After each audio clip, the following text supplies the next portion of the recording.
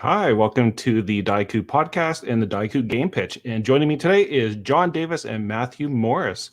And they are the creators of the Bastardized Collection. So welcome. Thanks for Thanks having for us. having us on. Yeah. So first of all, John, Matthew, just tell us, we talked a little bit earlier before we started, how did you two meet and how did you start collaborating together? You take I it think, away. Yeah, I think Matt was the first one to reach out. I think he just mentioned that he wanted to collab on something. I think we both like mutually enjoyed each other's projects, and I think I was the one that came up with like, hey, I've got this funnel idea that I want to work on, and it was like a scrapped adventure that I still haven't touched. And then like from that, the idea of like, well, what if we took classic adventures and like updated them, you know? Yeah, it was cool. John and I were both kind of creating the little bastard adventure booklets, and I think Micah put together the bastard pearlescent jam, and we were both just like pumping stuff out each week. And so we reached out to each other. And we were like, "Hey, let's put our heads together." John's an amazing writer, which is one of my shortcomings, and I have a lot of fun with graphic design and art. So let's take our strengths, throw them together, and what better way to do it than reimagining some classic adventures that are beloved by the community. Cool. And let's just jump right into it. The Bastardized Collection. And that's, tell us what it's based upon. Bastard, the game by Micah. Yeah, so Micah Anderson created a super awesome little, I think it's referred to as a synthesis of the Dragon games. It's the way I've explained it to my friends is it's crunchy into the odd, old school essentials light. Somewhere in the middle of those two, you have bastards, and so it's actually it's a sweet spot for where my table likes to play. So I've really enjoyed it, and the aesthetic of creating for it is super straightforward, and it's clean, concise, and so. Yeah, I think it was perfect for reimagining some classic adventures. Cool. And for those that aren't familiar with it, you can get it on Micah's itch page, and also just the general rules. If you could just tell us like the difference between like a traditional D20 and what the Bastard is like. Yeah, take it away, John. Yeah, it's a traditional D20 roll under system, but it's like super stripped down. It's one of these NSR ASR type games where like on face value there's not much interaction with the mechanics, but once you get into the nitty gritty of it, it really like sort of like blossoms. Especially the luck mechanic, which it basically like takes place of your saves, and like as you're saving for like stuff, your luck dwindles down, so it gets progressively harder and harder to like avoid danger, basically. And there's kind of like an aesthetic that Micah's kind of put together. It's minimalist design, kind of more modern looking than, but it's still got those like nice elements. We'll talk about the art a little bit later, but it has the feel and the vibes of old school, but it's got the new aesthetics and layouts and kind of concepts of a modern NSR kind of game. Yeah. Exactly. Yeah, I think I heard Micah say on a podcast that it was the Dungeons and Dragons idea is awesome. There's way too many dice and way too many rolls, so we're going to streamline it, but it still has that feel. Let's go kill a dragon or get killed by a dragon. Cool. Yeah, And then totally. you guys came up with the idea to reimagine some of these classics, and you've also had previous successes with other classics that you've reimagined. Yeah, John was the impetus for reimagining S1, S2, S3, S4 for Bastards. And so those are familiar that with D&D. So you got Tomb of Horrors, White Plume Mountain, Expedition to Barrier Peaks, and as well as the Lost Caverns of Solshanth. I don't even know how to pronounce that anymore. But I believe it's Sojkanth. Solshanth. Okay. Yeah, that one. Yeah, that one. And so, how close does it adhere to some of the adventures? Like, how did you approach it? We try to be as faithful as possible. There's, and sort of the reasoning behind this is that, but like with each of these adventures, there's a super strong concept behind each adventure, but it's couched in this bygone era of gaming, this wargaming origin that you don't really understand unless you're into wargaming. So we kind of tried to strip that away, and what's left is what we describe as the essence of these adventures. Yeah. It's stripped down of big block texts and more just some evocative, paint the picture, but get to what's at hand in a clean and concise fashion. Cool. And then, so you had previously done this, and they were separate projects, were they not? Or one was joined between you two? Yeah, so Bastion on the Frontier, John had put together a map for I think your home game, the Great Bastards campaign, of what it would look like to run Caves of Chaos. Alex Damasino, who did Beyond the Borderlands, had released a small little zine of 1 to 2 sentence descriptions of each room. So I reached out and I was like, "Hey, would you be down if we borrow that and change it up a little bit, restat it?" And so then it was, I think I got started on putting everything together on the 23rd of December, and by the 26th of December we released this. It was a fun Christmas project. Micah had made a couple little things. I said, those fit, we're going to add them in. So that was a fun project. And then I did the B1 conversion. I got inspired one afternoon. So you guys have already had success. So this is not some wishful thinking of somebody going, "Hey, I'm going to design a project." You guys have a proven track record here. And Micah is also the editor, I believe, for all 4 of these. But yeah. But 2 of them are done, completed, and the 3rd and 4th are still underway. Is that right? Close. We're completely done. We're completely done with Vault of Doom, which is Tomb of Horrors, and then Peak of Woe, which is White Plume Mountain. We're, I don't know, John, what, 65% done? Yeah, we're close. We're real close to getting that one. Yeah, and at that point, once the text is done and edited, it'll be formatted already, and so we'll just plug and play, and it should be released probably the next week or 2. Yeah, Matt's a machine with his layout. So, and Matt, you were saying earlier you're kind of self-taught with your graphic design. Is that right? Yeah, I for whatever reason, so Mouse Ritter back in early 2020, at the beginning of quarantine, I found Mouse Ritter, thought it was awesome, decided I'd start making my own stuff for it, and got introduced to Isaac Williams, who created it, who's a graphic designer. So I kind of picked his brain, and then was like, I think if I just look at something really good, I can try and copy that. And I think my mom told me the greatest form of approval is when someone copies your work, and so I've tried to replicate some of the amazings like Johan, which I probably hit 30% of how amazing his is, but yeah, I took things I liked, tried to make them my own, add a little flair, and actually had a lot of fun doing it, and found out I was doing it wrong. I was going from Microsoft Word into Acrobat, into Photoshop, back into PDF, back into Word, and then I found out Affinity is a thing, and it's streamlined everything.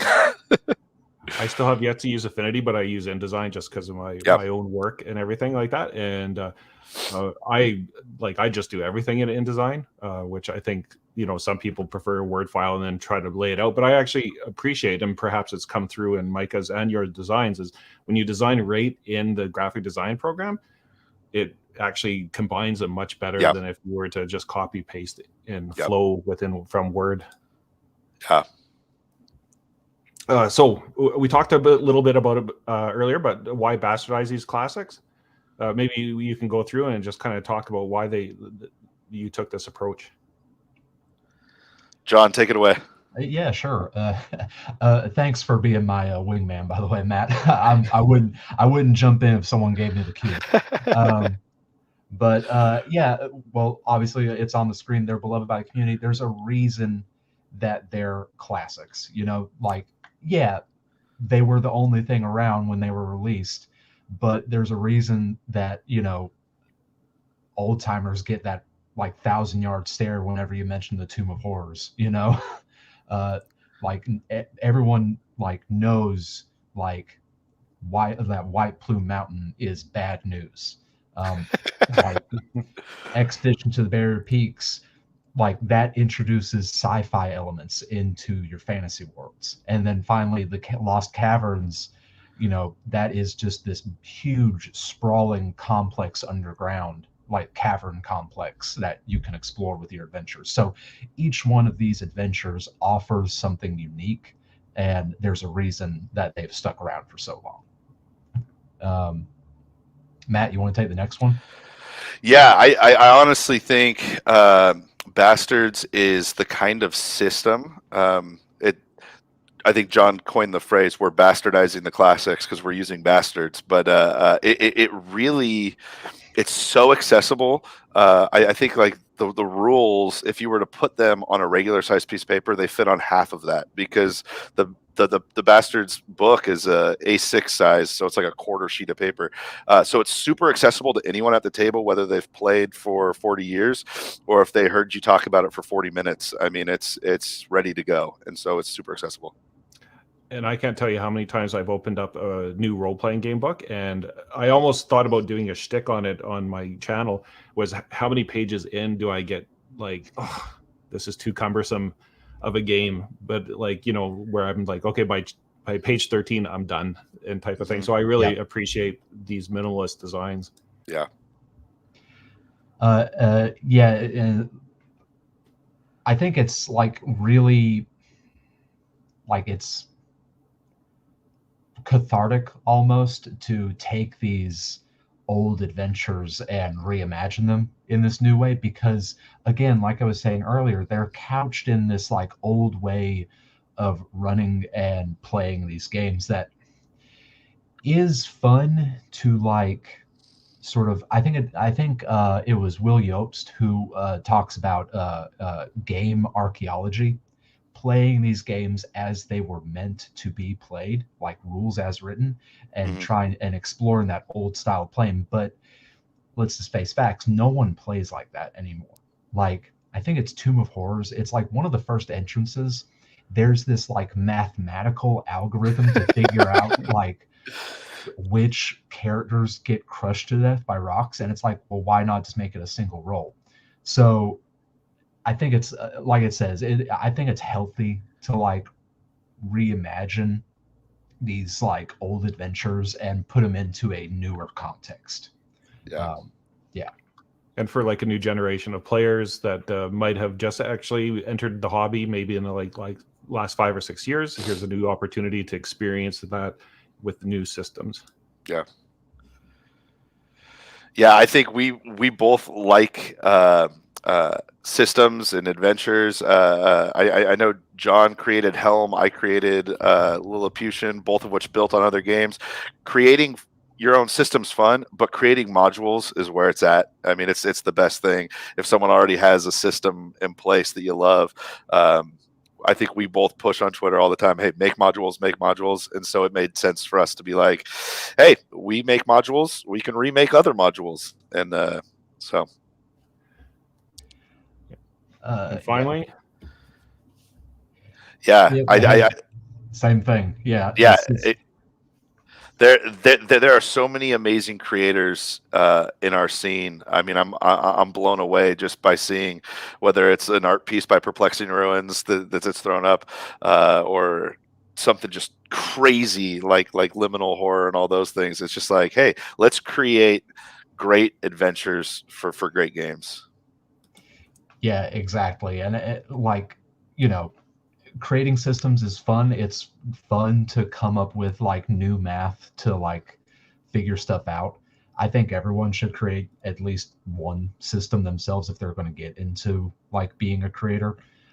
But you're not going to be able to do anything with that game if there's no content for it. Yep. So we've got to support these games where we can. Yep. And we've already talked about it. Micah, or Micah. Sorry, what is it? Micah, right?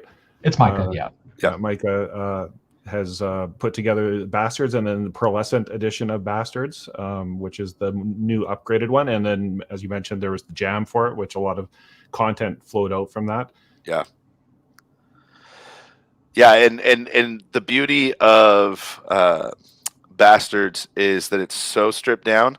I feel like these adventures, you can't technically list them as system neutral because the monsters are statted for Bastards, but they're just that OSR vibe. So whether it's a dungeon game, Helm, Cairn, Old School Essentials, the vanilla game, I mean, you could run this collection with just about anything. Yeah, for example, OSC, like sometimes if I need monster stats, I'll take it from OSC almost whole cloth, and it works. Yeah. So there's no issue there. Cool. And so how are these classics unique? Let's talk about that. Well, John, I'll let you take this because your writing style is what truly makes these unique to me.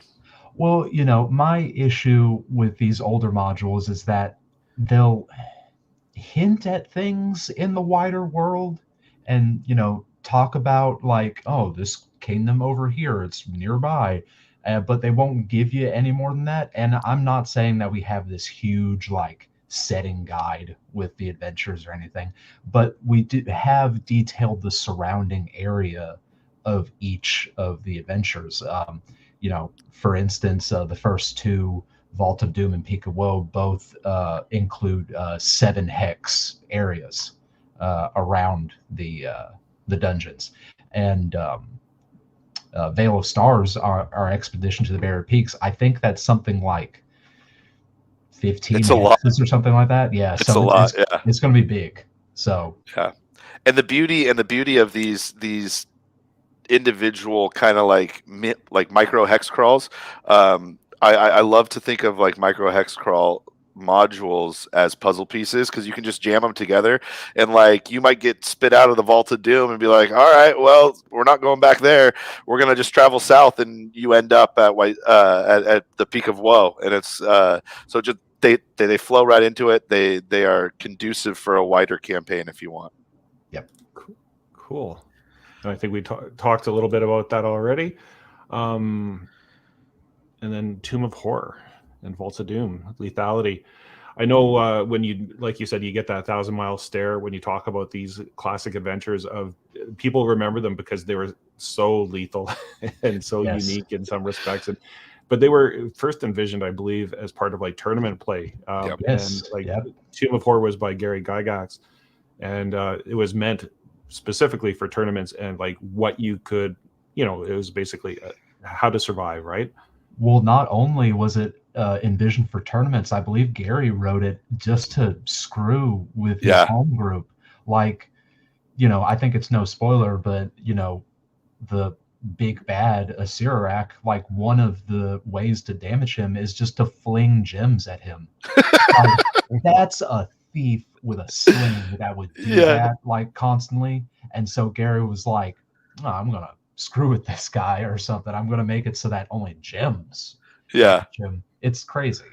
Yeah, no, it's super cool. And what I love what John's done when it comes to changing it less from a competition, how far can I get? We've taken kind of the Dungeon Crawl Classics level 0 funnel idea, and it's like, hey, rather than screwing you, you're just going to get 4 or 5 characters and see how many of them come out. I think John told me he ran a group through it, and there was a lot of death, but there was some pretty awesome characters that emerged when all was said and done. Yeah, I believe about 7 died in the first room. So. And then we already touched on it previously about just the layout of the like NSR kind of vibe, the new school revival. And just talk to us, how did you take the existing content and kind of modernize it? Well, so I think the like the circuit board style maps that I think first really got popularity in Mothership, but then Micah made a sample dungeon to go with the original editions of Bastards, and it presented this very stripped down, you don't really need to know in the picture what's in the room style of dungeon map. It clicked for me. John has a knack at looking at one of those old no copy blue maps that were drawn for those old systems, and just I honestly it's brilliant how John just takes a look at it, snapshots it, like, okay, boom, these are where all the squares are going, and then for me it's just fun to take and run with it. Well, it's like if you look at one of these old dungeon maps and blur your eyes a bit, it almost already looks like that. So you kind of just like take that along with the room descriptions, like, okay, well, we'll have this grid here and we'll put this grid over here, and oh no, that won't work, I'll have to put like a diagonal line here to make it fit. And really it all like comes together, like they've done half the work for me. All I have to do is just put things together, basically. Yeah. And I know, to me, this style of dungeon map, I like to draw. I got my Micron pens. I'll draw a really detailed dungeon, but at the table, like playability, I don't care how many hatch marks are surrounding everything. Sometimes that actually distracts me. If it's just boom, boom, boom, I know where I'm going. I feel like it makes playability a lot more accessible. And then you mentioned before our show started today about you've slightly revamped the artwork so that it's more accessible for those that might have trouble differentiating colorblind or whatnot. Yeah, there was. I never even thought about throwing it in grayscale, but some of the oranges and greens, when they're gray, they're the exact same gray. So you had random rooms floating with no connections, and so Micah helped with some color design on that. And now, if you were to get the file on itch, it's just way cleaner, way more accessible, and also I think just visually flows a lot better. So. Cool. And then let's just go through and just talk about the team. So that there's John and yourself and Micah doing the editing, and good combination. Micah's obviously got a sense of the original game and yourselves and your roles within it. And how has it been working together? Like, I mean, I think Matt, you mentioned you're in Portland, and John, you're in Tennessee, and I don't know where Micah is. I'm not sure either, actually, to be honest. I think it's Ohio. Micah's kind of an enigma. Yeah. No, but it's been awesome. This wonderful app called Discord really gets the job done. John and I are just blowing it up all day long, and then we've got a channel that Micah's in to help us with the edits. And Micah works really fast and is really thorough. And I just really feel like, because we all want this project to win, the cohesiveness of just how we all flow together, it really feels like a nice three-way dance when it comes to the editing side. And then Hodag, John, I'll let you talk about how the artwork came about with Hodag on the team. Oh, well, I've always been a huge that's Hodag RPG on Twitter. I've always been a huge fan of theirs. Like probably since I've gotten into like creating, and I've collabed with them for a couple projects. I believe one of the classes that I wrote for OSC has some Hodag artwork. But they work super fast. They busted out those 2 spreads that's in Vault of Doom, and we're just waiting on the 3rd spread now. But like, just throw them a prompt and like they get it just instantly. Yeah. Cool. And then you see there's a question on the screen. Yeah. Is familiarity with the classics recommended or not really necessary? So I know for me personally, when we started this project, I actually so I'm new to old school stuff as of like probably 2018. I had never read White Plume Mountain. I was familiar with Tomb of Horrors. I'd never read anything else, but I kind of got the vibe just after reading a description. So I since have read through them many times because we want to be like to the point. But I honestly, you could pick it up without even knowing it was a reimagined classic and just think, oh, this is awesome. I can run it, go with it. And you could probably go your entire gaming life without even knowing it was a reimagined classic. Yeah, exactly.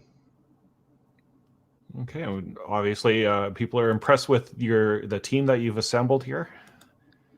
And here's some of the artwork from Hodag, and I agree with you. I follow So cool. Hodag on Twitter and see all the good designs and artwork on there. So cool. And tell us, how can people support your work? Yeah, so currently we're itch funding for zinemonth. If you go to itch.io, if you go to John's page, you can get it's going to be all 4 modules by the time summer comes because we're going to upload them to here. But as of right now, you'd be able to get Vault of Doom and Peak of Woe for only $10. But we're also running a bundle that'll show up as a banner on the game page itself. For $20, you can get this and then every module that John and I have created for Bastards, which is...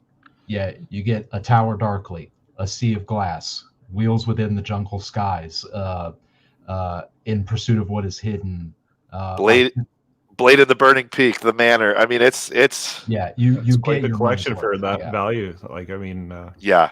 I think Game Pitch Gary telling you to go for it because this is like incredible value. Yeah. Oh yeah, that's another thing, that comment that came up. So as we were producing these, I was like, hey, we can do small print runs with Mix'em. It's super easy. I contacted Jared at Spearwitch, and I think in 1 week, Spearwitch listed like 4 Bastards things, and self-proclaimed that February was the month of Bastards. So it worked out perfect. And so, yeah, Spearwitch has a whole list of stuff that's available. You heard it here first, folks. February, month of Bastards.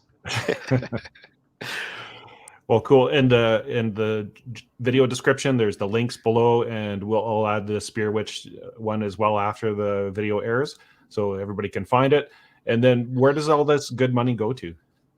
Yeah, so Micah is well worth their weight in gold or gemstones, depending on how you sling them at them.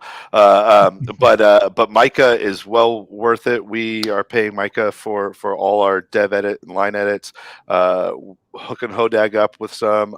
What we're really looking to fund is because John and I have both said that we would have done this in general just because we love this, but what we're funding is a print run, because nothing's more fun than having an in real life physical copy, especially because they're in A6. You slip it in your back pocket and you play with your friends on the street corner. I mean, like, we want to get this into people's hands.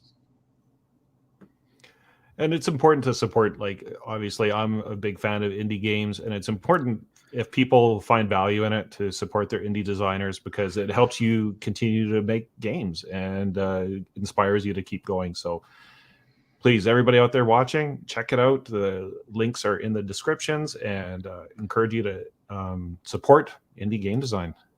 Yeah. And where else can they find you? Here's some links. Yep. You're both pretty active on Twitter, right? Yeah. We spam the TTRPG world. Yeah, I'm on Twitter at ManamRampMatt. John's there. Yeah, I'm Bad Sanctum on Twitter. Cool. And so, I just think you guys are doing some really good stuff. I mentioned it's almost like you guys hit your stride. I think it's really interesting what you're doing, and I think there's a lot of value in it for people that are going to purchase it. So for those that are sitting on the fence, don't get off the fence and support through the itch funding campaign. And did you guys consider going on Kickstarter or anything like that, or just itch? Yeah, we've both run successful. Well, you've been on a Kickstarter too, John. Is that correct? I've run 2 on Kickstarter, and I don't know, like it's a stressful experience overall for me. It's not a like very kind experience. You get like 10 like posts every day. It's just like what's the next update? What's the next update? When's the next update? And I'm like, I'm literally working on it as we speak. With Itch, it's just very like laid back and like I think it's called slow funding. So if we felt like it, we can just extend this past zinemonth. Yeah, and I think everything lives on Itch anyways. I feel like in our little ecosphere, and so it just seemed like the right fit for summer. When we get the other 2, we've got some other connections where we might potentially get some cool custom wooden boxes, maybe some custom dice. I've got a brother-in-law who does dungeon synth music, and so we may think about Kickstarter, or we might just be like, hey, we'll do another Itch fund, we'll fund the physicals, send them to retailers. So yeah, I don't know, but that's down the road for sure. But we might have some accompanying accessories to the Bastardized Classics. Fingers crossed. Yeah, right. Cool. Well, I just wanted to say, John and Matthew, thanks for coming on the show, sharing your good work, and I'm really excited to see what comes of it and all of the future projects. And so for those watching, check it out. Links are in the description. And gentlemen, best of luck in the Itch funding and moving forward. Awesome. Thank you so much. Thanks a lot. And if you are a game designer and you want to get on Game Pitch, go to our website, diekugames.com/gamepitch, and tell them Game Pitch Terry sent you. Love it. Hey friends, are you looking for a game that is not Dungeons or Dragons? Well, we got exactly what you need at Dieku Game Pitch. We got zines, we got OSR, we got adventures. But wait, there's more. We got solo games, we got journaling games, we even got card games and dice games. Oh hell, I don't even know what kind of game this is, but we got it. And if you visit us in the next 2 minutes, you're gonna get all the zine quests, zine months, Itch fund and backer kits, Kickstarters that you can handle. Visit us at www.diekugames.com and tell them a Game Pitch Gary sent ya.